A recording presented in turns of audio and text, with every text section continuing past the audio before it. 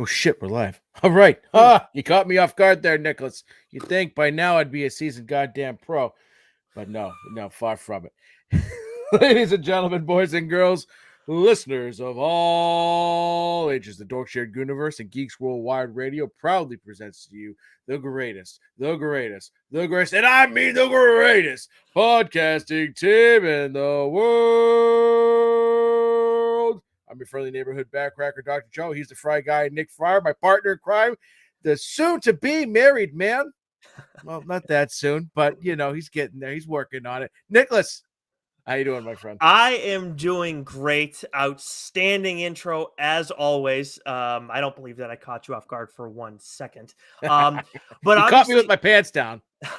Well, that might have happened. That's fair, but because I can't see, and Lord knows, I mean, that's the beauty of the Even Zoom if culture, you could right? see, you still couldn't see, right? Well, it's going to be that kind of show today, everybody. And that's because whether you're watching us on Doc's Twitch stream, on our Twitter, or on our YouTube page, or you're listening to us in audio form later in the week, you'll see the title of this episode is all about the new comics coming out this week solely. That is it. Now, the fact that I have the wrong date on it for YouTube and Twitter, I hope everybody ignores that because I'm a bit of a dumbass and maybe I've rushed after work, unfortunately. But the reason that's happening is because we have some other stuff cooking in the background. Can't say what because it's not in the hopper just yet. So make sure you subscribe to our audio channels, whether that's on Apple, Stitcher, Spotify, Geeks Worldwide Radio, SoundCloud, Amazon Music, everywhere. Make sure you go subscribe there so that way you get all our episodes. Some of them they don't get streamed. And if you're not new to the show, you know why. It's the only way you're going to be able to listen to those conversations. Those are some of the better ones that we have. But other than that, Joe, we got some DC announcements today that I did want to touch on with you a little bit. I want to get your thoughts. James Gunn has laid out everything. We found out how comics are going to be inspiring some of the DC stuff specifically, not just, a general DC story. And I know, surprise, surprise, Joe has an axe to grind. Yeah, a lot of fluffing himself from James Gunn today. No, there was a lot of that, but I will say there's a lot to be excited about. The problem is my biggest axe to grind really is just how the whole thing was handled, right? And the Flash movie, right? I wrote this down specifically. He said he was very proud of this movie coming out. This movie should not be coming out under any circumstances. Scrap it, right? Even if they do the whole Flashpoint thing and they use that as the reset. You know what the fucking reset is? Okay. The reset should be just James Gunn taking over the DC universe.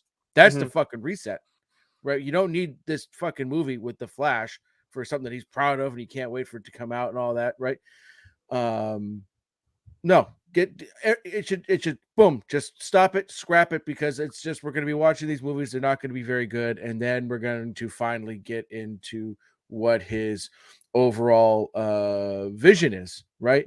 And the other thing I have a beef with really is he says in there, we're with movies like Matt Reeves' The Batman and the Joker and Teen Titans, those will be what's known as DC other worlds, right? Yeah, Elseworlds, I think is what Elseworlds. it was, yeah. Yes, thank you. Right. Okay, that's fine, right? He's like, we're gonna start fresh with an all new cast. Well, I'm pretty sure he's gonna be keeping his fucking his projects characters. He's gonna keep Peacekeeper. Yeah. He's gonna keep Harley Quinn, right? He's calling this a hard reboot, right? But it's not. We're getting a Waller series, and this is where I'm still really mad they fucked over fucking Henry Cavill for Superman. Right?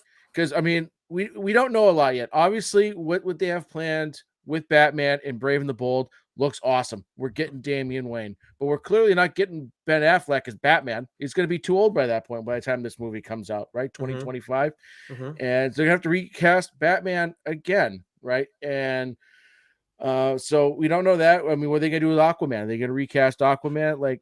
There's still so much, right? So if you're gonna just do a fucking hard reboot, just wipe the fucking slate clean, right? And start fresh. But with that said, like the issues I have are mainly with the Flash still being in production Mhm. and the way this sort of transition was handled. But Mm.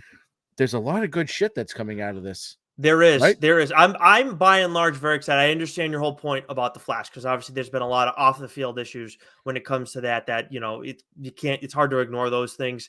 But I do think that the Flash in general is a good character to help transition in the new era. That said, again, there's a lot of stuff going on there. But in terms of the slate of movies and or slate of movies and shows that we're going to be getting, I'm very excited about the Green Lantern stuff. That sounds great. When you're citing True Detective, you are setting a high bar, but at the same time, like if it's of that ilk, I think that's really cool. Yeah, and it's not the only time they did that because they also sort of likened well, Paradise Lost, Yep. as sort of Game of Thrones.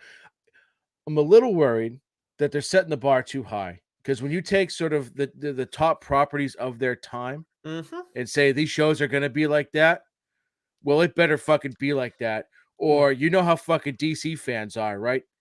Yeah. They're gonna fucking tear him down just as bad. Oh man, it's not gonna be good, Nope. right? Like, so you got like, I think you need Yes. to. I get the enthusiasm, Yep. right? And I get like the problem is he gave us too bold of an elevator pitch, right? He For he some he of these things. he set the bar high, but I will say James Gunn does have a tendency to deliver. So, and I know it's been easier for he's used characters that like we don't necessarily have high expectations for. So it kind of goes into what you're saying, Joe, where the bar is set high with like with Guardians of the Galaxy, the bar was not set high originally. With Right. Peacemaker, the bar was not set high originally either. And with Suicide Squad, things were rock bottom because of what had happened with them previously. So there you do have a point there, but I'm still excited about the Green Lantern show. I'm excited about Booster Gold. I think that character has some potential, Yeah. more so with mainline fans than anything else. But he is obviously a cult favorite. And the And then fact that it's gonna be a TV show on HBO Max, yeah, like, yeah, I think most of these things should be shows. To be honest with you, yeah, I can get behind that you know, by and large. And the other thing too is Swamp Thing. I'm really excited about the Swamp Thing stuff. I know yeah, I actually didn't watch the Swamp Thing show. I I heard it just was good though. I did hear it was good. So like Yeah, I'm thinking that maybe you and I we try and figure out, we try to when movies are coming out or shows are starting, we try to talk about books like that inspired those properties. Maybe I don't know if we want to wait that long, but people now know kind of what's out there. Maybe we should talk about some books from these characters at some point, maybe in the near future, or we can kind of wait because, like we know with Batman, that one is going to be Grant Morrison inspired a little more. Maybe we wait. Maybe we jump on it soon. But we always got stuff going on, so it might be hard to time that out. But it's in the back of our heads, and Joe and I will be talking about it going forward. Let's get to catching up though, because we do have some books that are hitting shelves this week that you and I want to talk about. For me, the only one that I caught up on recently, I haven't looked going back on some older stuff that I haven't like been able to finish, but Briar is the only like ongoing relevant thing that I've been trying to catch up on. Read issue 2, obviously issue 3 is out this week from Boom Studios. Really good second issue. Very excited to talk about this one on the show down the line. Obviously, still got a ways to go, but it's been good through the first 2 issues. nice. Yeah, this is a weird week because there's not a ton of. I mean, there's Marvel, DC. There's Image. There's a ton of books out, but there's not a ton of books that we're reading. So I caught up on quite a bit this week. Door by Door, Night by Night, issue 2 from Cullen Bunn. Excellent. There's something wrong with Patrick Todd, issue 4. That will be a TLDR book that continues to be excellent. I believe there's one more issue left on that story. Mm-hmm. Bulls of Beacon Hill #1. I can't remember the imprint, but this was written by Steve Orlando, and as you'd imagine, this takes place in Boston. Beacon Hill, and of Mm-hmm. course, right, of course, it's going to revolve around mobsters. But it's a really interesting premise where it's the son of a mobster who takes his mom's maiden name so he can get out from the shadow of his dad's name because everyone knows who his fucking dad is, and he's trying to make a name for himself by running for Congress, and he happens to be a homosexual, which does not go well with his father. And so it's a very interesting story. I'm very interested. I picked this up on a whim, so I definitely will. If I hopefully they'll have it. If not, I'll have to grab it digitally. But I'm looking forward to the second issue of that. So that one took me by surprise a little bit.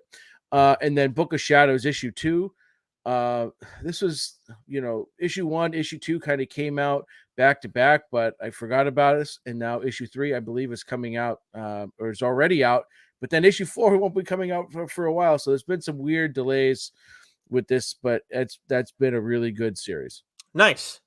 Yeah. I mean, dang, you did quite a bit of catching up. But some of those books too had been like had been like on delay a little bit too and everything like that. Yeah. But I'm excited to hear about all of those books. I hate that I have to wait on door to door, door by door, night by night. But anyways, let's get to what's new, Joe, in the comics that came out this week. You know, you mentioned Marvel, how it's for them a little bit of a lighter week, but what do we got? Yeah, a little bit of a lighter week by them is still like 20 books. Moon Knight issue 20, Venom issue 16, The Avengers issue 65, X-Force issue 37, Miles Morales Spider-Man issue 3, Dark Web Final issue 1, Legion of X issue 10, Scarlet Witch issue 2, Captain America Sentinel of Liberty issue 9, a book that I'm interested in that I'm going to have to pick up tomorrow or today, depending on when you're listening to this or watching. Or maybe this. you already have. Or maybe you already have, past. right? Ooh. Wow, we're getting a little Inception there. My top's still spinning. Silver Surfer Ghost Light issue 1. And then another one that seems interesting, Bloodline, Daughter of Blade issue 1. Both those books have potential. And then we have Demon Wars, Down in Flames, issue 1, Wakanda, issue 5. And then this one, there might be another one I pick up too. Star Wars, Ascena Staros, issue 1. So it doesn't seem Skywalker related, and it's in Marvel, right? So it's I think it's any Star Wars issue 1 is worth an initial read. How's the I forget the full name of the Blade? title. Is it just The Blade? Is that what it is? Yeah, I can't remember the full title. I just call it The Blade. So far it's good. You know, It's what, 2 I'm issues like, in? yeah. Yeah. I love the art. I love the art in it. I love the way the lightsabers are. It's good stuff so far.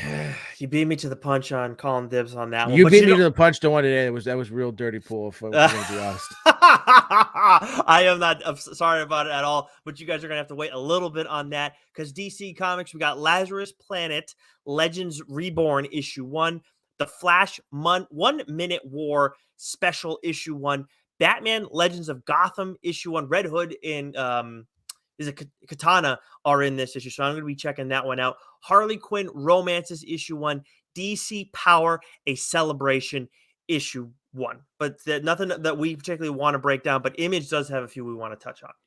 Yeah, so we didn't get a copy of this, unfortunately. So I have to wait till later to read it. But King Spawn issue 19, Savage Dragon issue 263, Flawed issue 5. So this is getting better, Nicholas. Ant issue 6.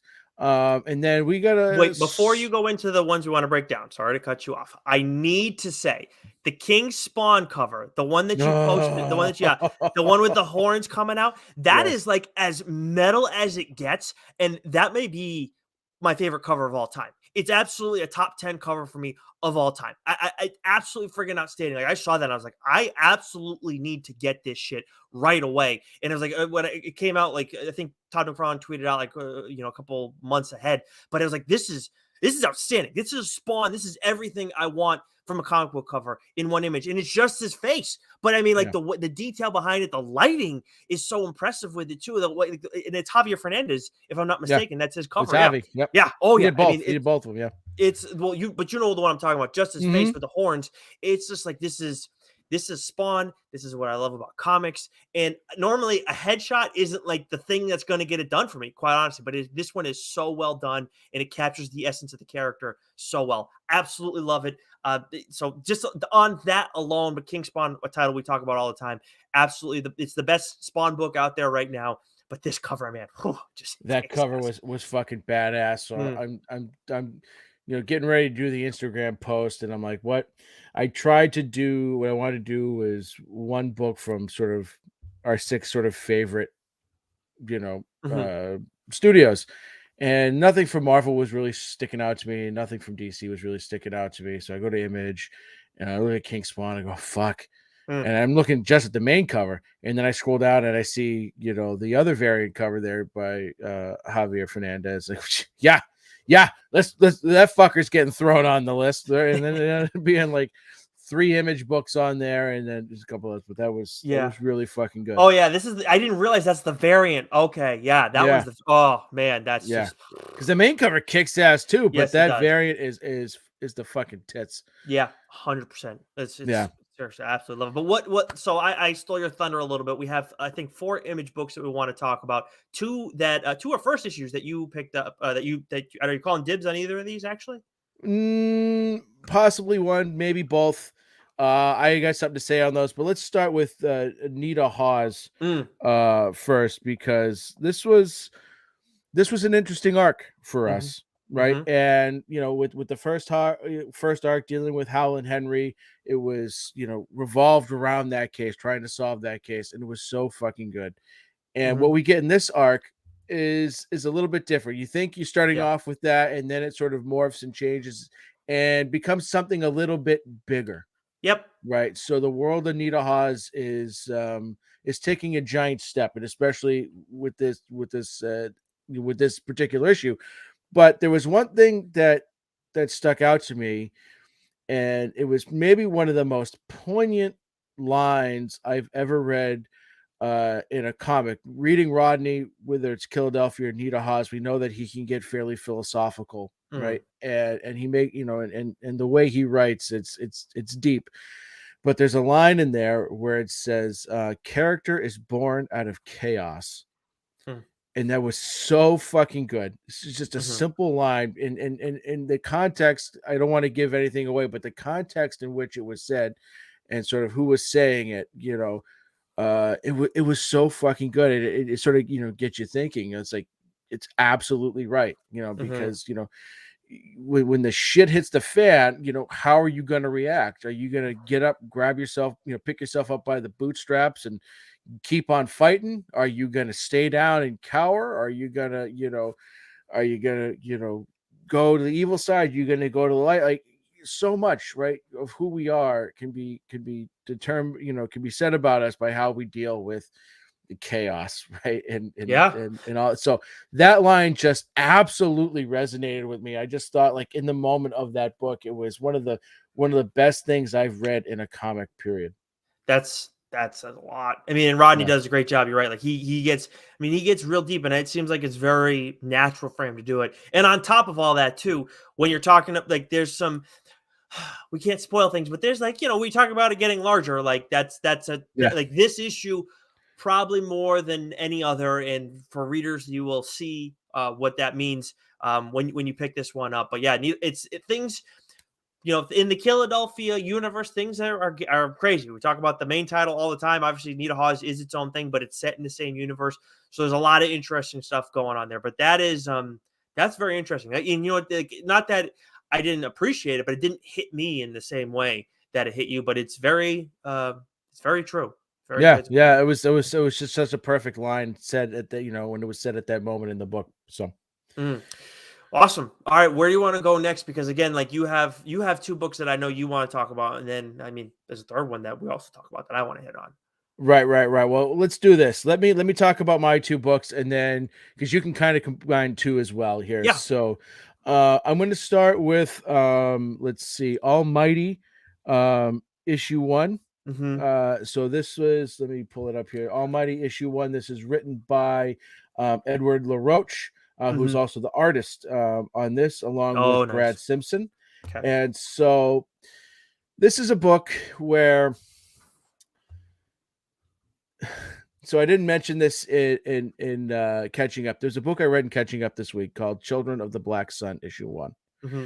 And I got about halfway through this book, not even, and I said, nope, I can't fucking read this book. And I sent you pictures of the art. Oh, that one. Okay, yeah, sorry. Yeah, Right. yeah, yeah, I forgot the Couldn't title. could fucking do it. I said, nope. This is like, there's times when I Yeah. read a book and, like, the art is just, it is not my cup of tea. It is so, it just I'm Well, sometimes it's more than I'm, that, I'm but not trying to insult anyone yep. here, but, like, I just couldn't do it. It was Mm-hmm. just wasn't my cup of tea. Right. Sure. So, and so 100%. I'm reading Almighty issue 1, And this is an instance where the art style isn't my cup of tea, but it's not putting me off the book.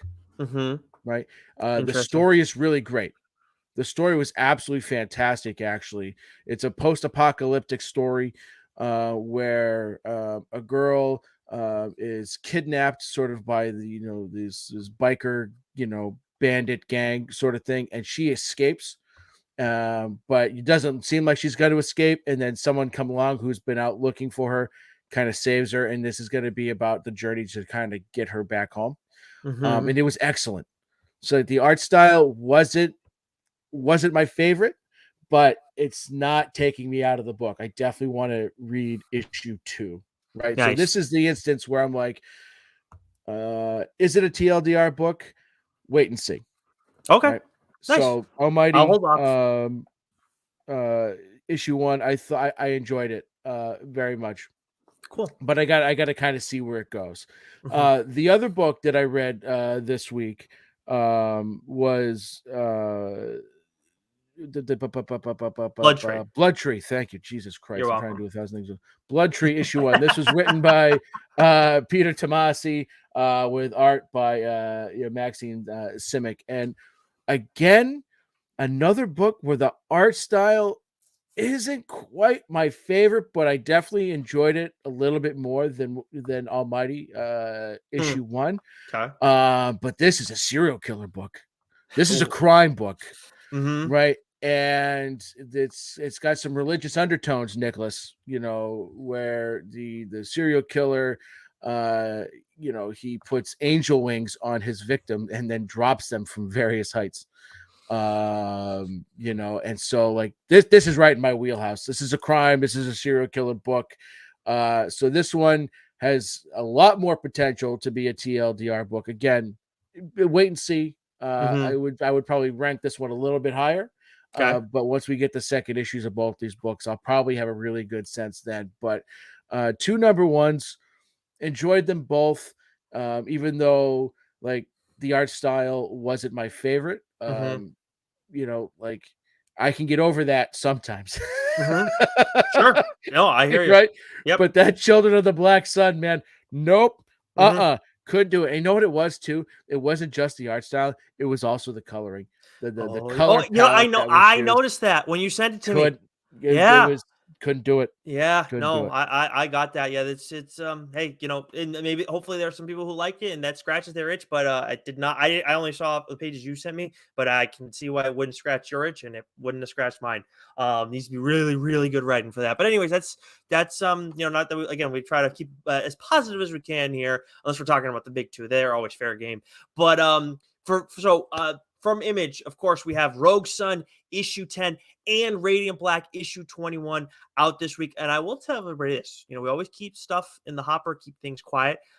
We have something from this universe coming, not the week that this is coming out, but the first full week of February. Look for something from us, from the Massiverse. We'll leave it at that for now, Joe. Very excited for people to get that. But on that And note, some Bluey talk. Oh, that's right. Handsome Bluey talk. Yes, that's right. Maybe that may be a hint there if you guys can put some pieces together. But Radiant Black issue 21, Rogue Sun 10. With Rogue Sun 10, we got introduced to a new player in Rogue Sun 9, and then we learn spend a little more time with this character in the course of it. Gonna leave out who it is specifically. All I'm gonna say is, as much as that character is presenting as a trustworthy individual throughout the course of this issue, I do not trust that character at all. And I really don't. Like, something about that character doesn't smell right. And maybe it's more, I don't trust Ryan Parrott. That may be what it really comes down to. And I hope he sees this and I hope he knows that. And honestly, I really do mean it in the best way possible. But I like this character. Something seems like maybe it's a too good to be true kind of thing. And we're dealing with a guy who's writing a story about a character who's like primarily kind of a dink, and where everybody's like liking that character, and so there's a whole lot there. And also there's another player enters the fray very late in this issue. Don't know how much of a factor this character is going to be beyond this arc or even beyond next issue, but that character very much like that character's look, vibe, and everything. Excited to see what that individual brings to the mix. And then with Radiant Black, we got the return of a character who we haven't seen for quite a little bit in the course of that story, and who like kind of has dropped a bomb on us not too long ago, just to the readers, it seemed Yeah. like. And that character has entered back in the mix and is starting to push buttons a little bit, or I guess more direct people in certain ways, and it's very interesting in how that's going to have a ripple effect. So very excited for that character's impact and what it's going to mean moving forward. Seems like that character's had a little bit of an awakening in a way. So that series at some point, Joe, I think we're in agreement on this. Radiant Black is just going to go like it's been like intense because obviously the invasion and everything, but there's a point where it's going to come and things are just going to go completely haywire, and I'm waiting for that like that shoe to drop.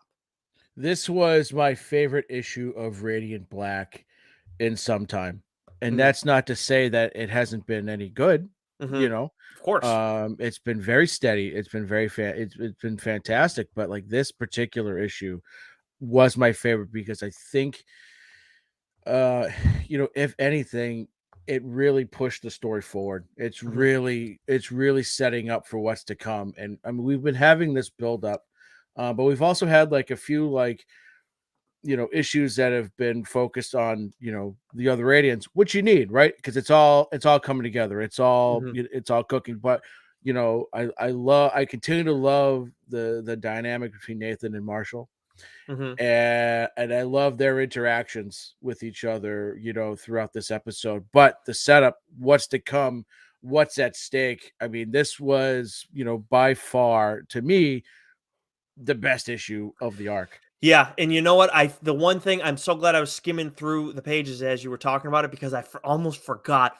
Probably the individual panel I was most psyched about. There is a moment in a diner, and I'm going to leave it at that in terms of the larger details. But we learn about a potential new player and seeing the design of that character. Is really cool because it kind of answers some like it like furthers the radiance, I guess, the in their performance. I mean, that performance, their how they've like come to be and like where maybe they're coming from and stuff like that. But really, I love the characters look in general, and we've got a Yeah. lot of cool looking characters in the Massiverse.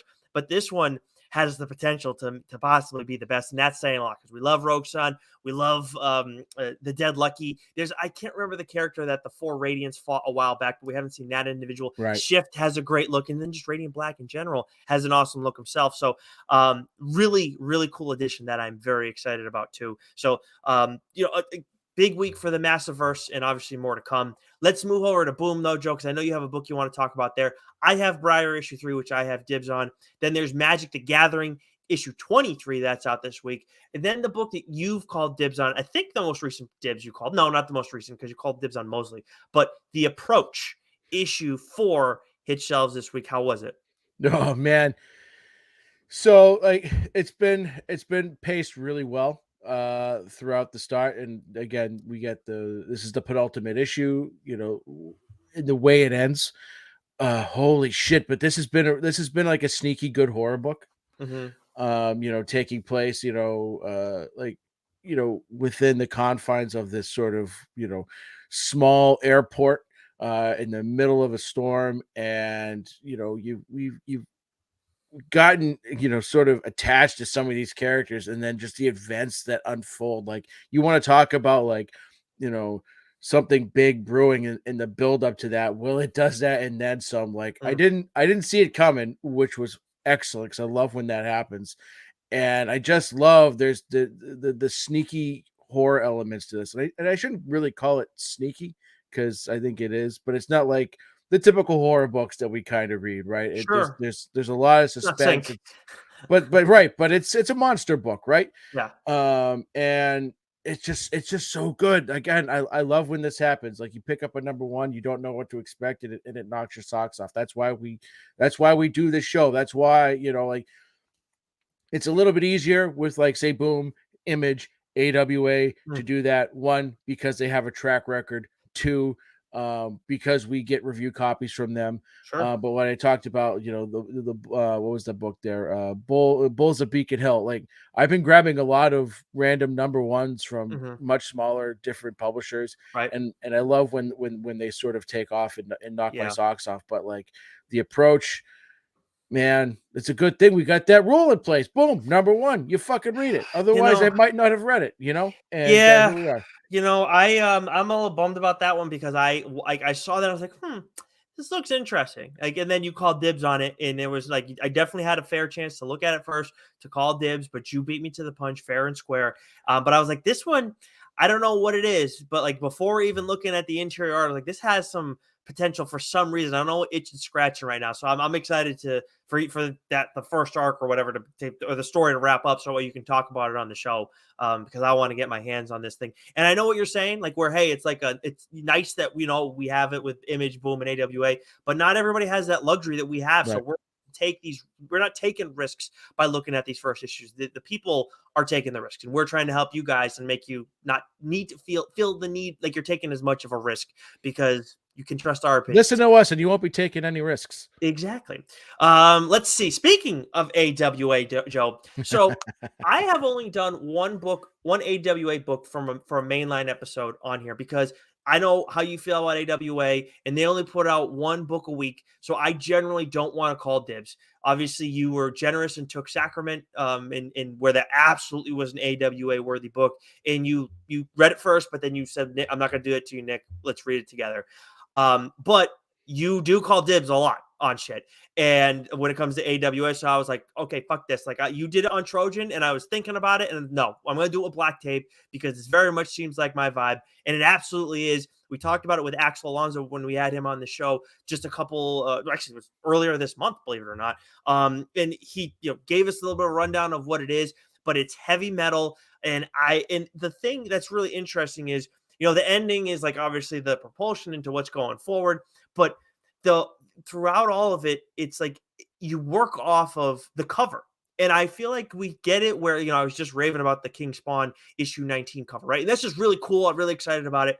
But sometimes we'll see titles where they use the cover to show like to help tell the story a little bit, not just to make it a cool thing that you want to pick up. And this is, I don't feel like that always happens. I know it may seem like, oh yeah, shit, no shit, that's going to happen. But to me, that doesn't feel like the case. But with this one, it is really cool looking cover, metal. We got like some satanic stuff going on there, but it's really important because as you go through this story, it's more about it's less about what's like on the cover and more about introducing you to the character, the main character, the world that she's like in and what's going on in her life, and a bunch of different players that are going to be involved in this story. So I think that working off of that, where like on the cover, you're getting the introduction, and then we're getting into the story. So that this is in the back of your mind the entire time. And then we get the propulsion into that next issue. And this is Dan Panosian, Dalibor Talic, and I'm not going to try even on the colors or the letter. I definitely going to get that wrong. But two creators that like we both really like a lot. Dan Panosian, of course, has done quite a bit of stuff. Alice Ever After, and then Black Canary, the two that come to mind for me. But seeing him on stuff, very interested. And Dalibor was, of course, John Lee's co-creator on Hotel. And I mean, we don't need to say much about Hotel. You guys already know if you've been listening to the show any length of time.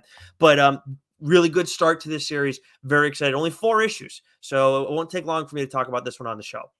Love that. Absolutely love that. I mean, I want to be fucking reading it, but I'll deal. I'm not even a little sorry about it. Well, you shouldn't be. You finally sacked up. Wow. Okay. What do we got next? So let me rip through these last few books, and then you can discuss the last book that you stole as well. Let's talk about robbery.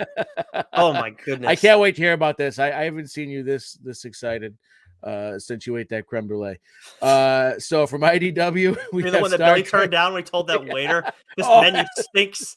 Go to this fancy restaurant, and Billy's like, "Yeah, I didn't see anything I like on the menu."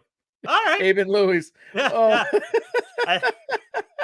I mean, they had some good dessert options, but like, okay, Billy, all right. And no one else wanted dessert. I was gonna get dessert, but I know I'm the fat kid, but I didn't want to like really, be the only one eating. Anyways, from IDW, we have Star Trek issue 4, My Little Pony issue 9, Breath of Shadows issue 1.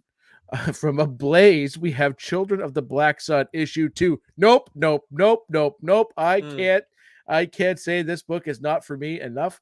But it may be for you, and it is out from Ablaze. Okay. From Dynamite, we have Gargoyles Facsimile Edition, issue 1. Purgatory Must Die, issue 2, and Immortal Red Sonja, issue 10.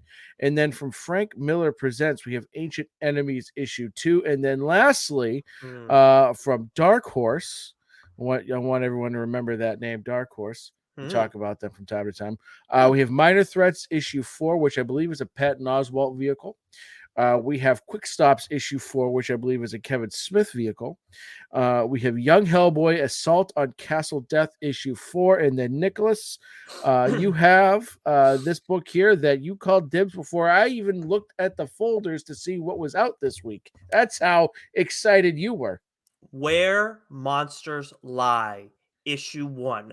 I didn't just call dibs on this fast, Joe. Like by my standards, I called this dibs on this in the first 3 pages. I was like, I'm that in was on this. me on Radiant Black. That Yeah. was like, sometimes I'm you just know. I'm in on this shit all friggin' day. Writer, friend of the show, Kyle Starks, artist, Peter Kowalski, colors, Vladimir Popov, and then letters, Joshua Reed. So this is basically what if we had all of our all the famous horror characters from over the years thrown into a community together. They all live in the same community. What would that turn into? What would it look like? How would they function? What would and all those different things. And I mean, through the first 3 pages, I mean, it's just like it gets intense, and then boom, comedy. It's very funny, but also you got the horror elements going in. You got some cool characters, one for everybody to kind of get attached to. Now, I don't know if this is a limited series. It just says issue 1, and Dark Horse does put out limited stuff in single issues as well as like OGNs. But if it's a limited series, they usually put like 1 of 4. It does not say that on the cover of the review copy that we got. I could see if it would be the case, but I think this has infinite potential where it like you won't do that. I'm not saying it's going to go and have like 100-issue run. Those things don't happen anymore. But this is going to be around for a bit. I think I really hope it is. I won't make you wait long after this arc's done. After this first issue, man, like this is a no-brainer, like TLDR worthy book. I'm not saying like go and like screw up the second issue, but like there's a lot of leeway with the second issue, and then the third one, like obviously I want to pick back up, but man, it was so good. Like I like the art is solid, consistent in everything too. But for me, and like the designs for the characters is great. For me, in the end, like I mean, the designs, I'm looking at some of these characters right now. These designs are awesome. And you learn all the characters' names right off the rip, too. But the story itself, and there's so much potential with this. So I love it. That's awesome. I feel like when it comes to Dark Horse, I mean, we both, we both love the Witcher series. But I feel I have a tendency to read more Dark Horse comics than you, sort of in general. I mean, they're not putting out a ton each week, but I think Man or Black was Dark Horse. That's Cullen Bunn, right? So, and then they've done some Star Wars. Well, they're doing some Star Wars books now, but I feel like just since we've been doing the show, I've done a little more, read a little bit more Dark Horse than you have, but. I love that you saw that and you called dibs on it because I feel like Dark Horse has really been making a push lately, especially when they struck that deal with Comixology and Scott Snyder to publish his books, and then they got Scott Snyder and Hayden Sherman to do that Dark Spaces Wildfire book, which was fantastic, right? They've reacquired Usagi Yojimbo and Stan Sakai's imprint. They got a lot going on. So I love that there's a book that they put out that you're like, yes, fucking give it to me. I got dibs. Let's fucking do it. I think that Wildfire book is IDW, but that's beside the point. point. Shit. Yeah. You know what? Yeah, Yeah, either yeah, way. But yeah. looking at what I have in the hopper, I agree. I think you have on mainline stuff talked more Dark Horse. But right now, on my list of books I want to talk about on the show, obviously Where Monsters Lie has been added to my list. Spy Superb, which was 3 issues, really liked that. Yeah, that first issue. So I'm intending to talk about it on the show. Of course, got to see it all the way through because it's such a short series. And then I have The Roadie, which has completed, and I am going to talk about that on the show at some point down the line. So I got 3 in the Yeah. hopper for them right Yeah, now. they've been coming on strong lately. So Yeah, they got yeah. some good stuff going, and yeah, the Witcher stuff has been. We can't say that enough. Like it's the constant through all of that has been. I keep saying his name wrong, but Sizemore.